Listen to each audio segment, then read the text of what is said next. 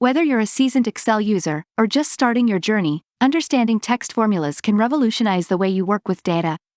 With these powerful functions, you'll be able to effortlessly manipulate, concatenate, and extract valuable information from your text-based cells. Here we have some fictional first names, last names, and dates of birth. Note how inconsistent the formatting is. The first and last names have leading and trailing white spaces. The birth dates are not presented in a consistent format. Lucky for us, Excel has text-related functions that can help us quickly clean up this messy data, merge text, or even extract specific substrings. Say goodbye to tedious manual work and hello to increased efficiency and accuracy. Let's dive into some text-related functions and apply them to our messy data. We can use the ISTEXT function to check if a cell value is text. It returns true if the value is text, otherwise it returns false. Let's go ahead and check if our data in cells A3 to C7 are text or not. Enter the function and copy it over as shown. The function is showing that the first three dates are not text, meaning that Excel is recognizing that these cells contain date values. The last two dates are showing up as text, and we will have to do some manipulation in order to get Excel to recognize it as a date. We can go one step further and confirm that the first three cells contain numbers by using the isNumber function. Please note that my Windows setting is set up to show dates in the year, month, day format and might be different depending on your system settings. This function returns the number of characters in a text string. Let's use it to check the character length of out data in cells A3 to C7. Enter the function and copy it over as shown. Note that the character count for cell A3 is showing 16 even though the name Samantha is only 8 characters. What is happening here is that Excel is counting the leading and trailing white spaces. Excel therefore counts blank spaces before, between, and after words as a character. Note the last name character count for cell B6 is 11, indicating that there are white spaces after the last name, something that is not obvious by just looking at the cell. Let's take a closer look at the character count for the birth date column. The character count for the first three dates is showing as 5 characters for all the 3 dates. How can this be when the dates clearly have differing lengths that is not equal to 5? Remember that the ISTEXT function showed that these cells are not text values. If we do a quick format change on these 3 cells to text, we will see something interesting. A serial number that Excel recognizes as a date is now displayed, and it is in fact 5 characters long. The last 2 dates are showing up as being text by the ISTEXT function, and the character count is showing up correctly.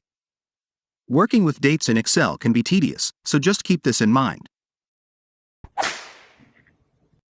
We can see our data is in a bit of a mess, and we are going to have to clean it up. We only have a total of 15 cells worth of data here to help illustrate the functions in this video, but imagine having to clean up this set of data if we had thousands of rows. That is something that wouldn't be manageable without the help of functions.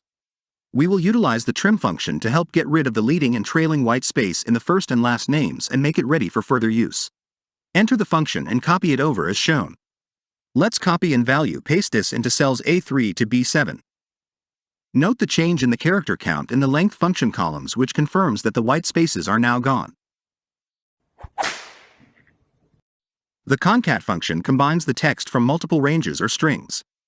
Please note that CONCAT replaces the concatenate function.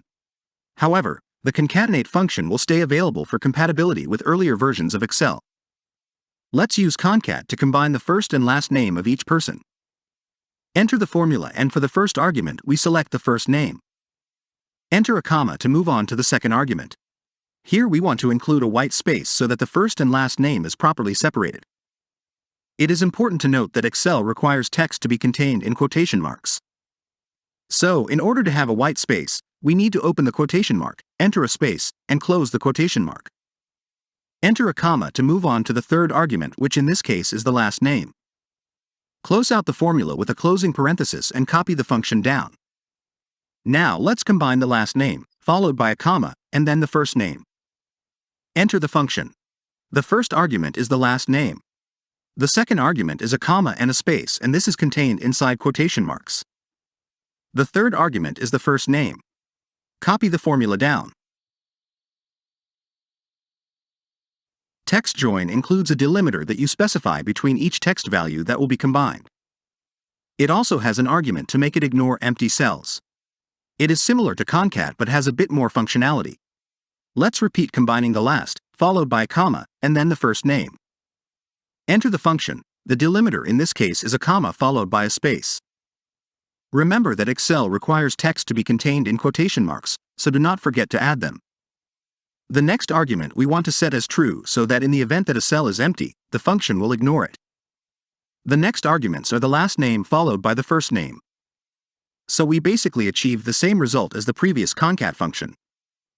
However, look what happens if we copy the CONCAT and TEXTJOIN formulas down to an empty row. CONCAT still shows a comma and a space as defined in the second argument, while the TEXTJOIN function shows nothing because we set the ignore empty argument to true. The first and last name TEXTJOIN column is very messy with inconsistent use of upper and lowercase letters. We can utilize the upper function to convert text to all uppercase. Enter the function and the argument is the cell reference we want to convert to uppercase.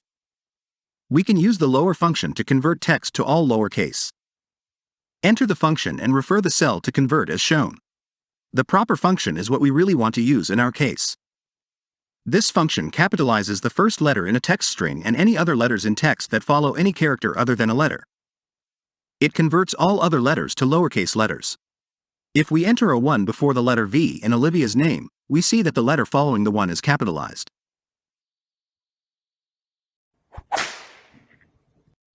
The next functions to explore is TEXTBEFORE and TEXTAFTER. These functions, like the name suggests, returns text that occurs before or after a given character or string. We can use this to separate the birthday, month and years within our data. Remember that the first 3 birth dates are in fact numbers and not text, and these functions will not work on these dates. So let's apply the function to the 2 dates stored as text. To get the birthday, let's enter the TEXTBEFORE function.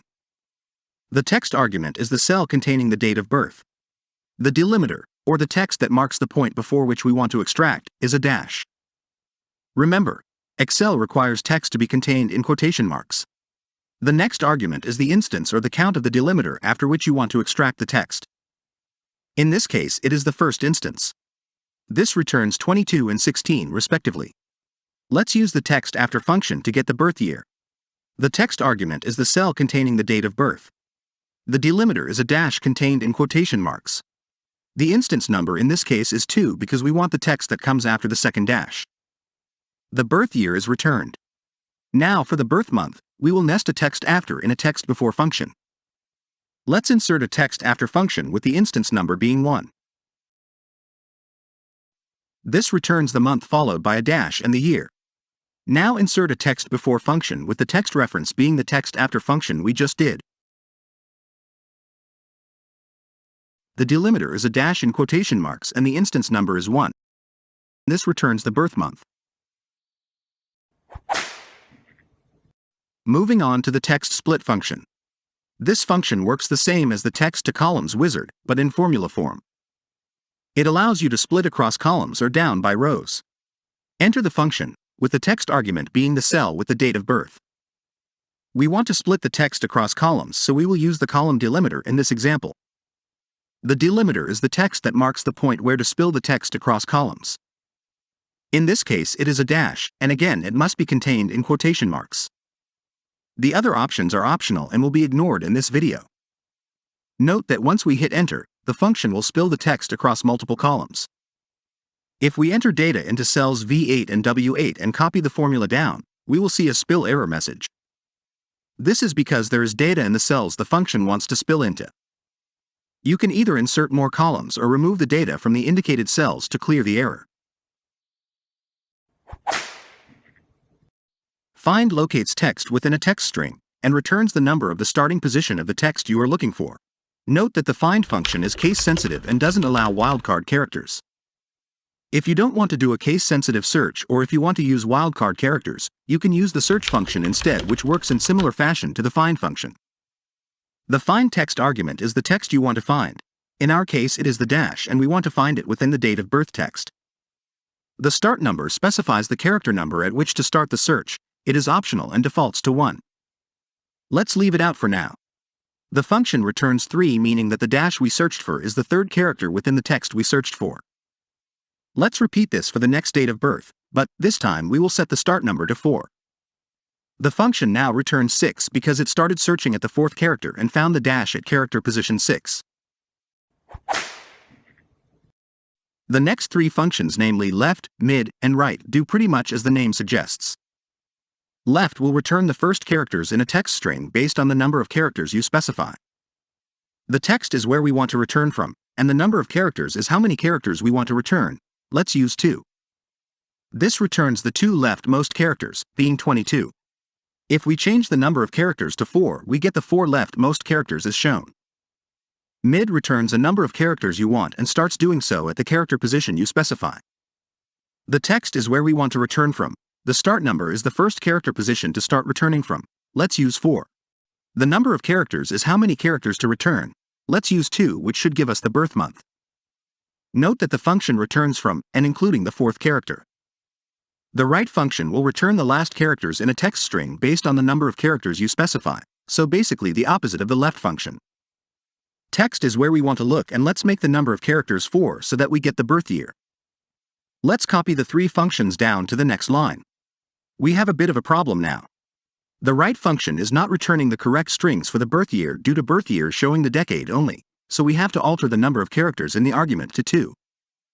We can make use of nesting length and find functions within the right function to help us out here, but this is out of scope of this video. Note that the TEXTAFTER function correctly worked for both text lines and is the better function to use in this use case. Last, but not least, is the text function. The text function lets you change the way a number appears by applying formatting to it with format codes. It's useful in situations where you want to display numbers in a more readable format, or you want to combine numbers with text or symbols. Let's apply the text function to the date of birth. The value is what we want to format, the date of birth. The format text argument is where we tell Excel what format code we want to apply. There are many different format codes, and I strongly suggest looking through Microsoft's example Excel file. A link to this can be found in the description. For our example, let's apply the day formatting code to see what day of the week everyone was born on. The format code to get the day spelled out is 4 Ds. Copy the formula down. Note that it does not work on the last 2 rows because these 2 date of birth cells do not contain number values and the text function must be applied to numbers. We can go further with the text function and add a comma, the day, month spelled out, and year of birth. The result looks like this. Please note that the text function will convert numbers to text, which may make it difficult to reference in later calculations. It's best to keep your original value in one cell, then use the text function in another cell. Then, if you need to build other formulas, always reference the original value and not the text function result. You now have the skills and knowledge to handle text-related tasks in Excel with some more confidence and higher efficiency. By incorporating these text formulas into your spreadsheets, you can streamline your workflows, improve data accuracy, and save valuable time when working with text-based data. Thank you for watching this video on how to tame text in Excel. If you found this video helpful, give it a thumbs up and subscribe to stay updated when a new tutorial drops. Accelerate your way to greatness, one formula at a time. As always, happy spreadsheeting.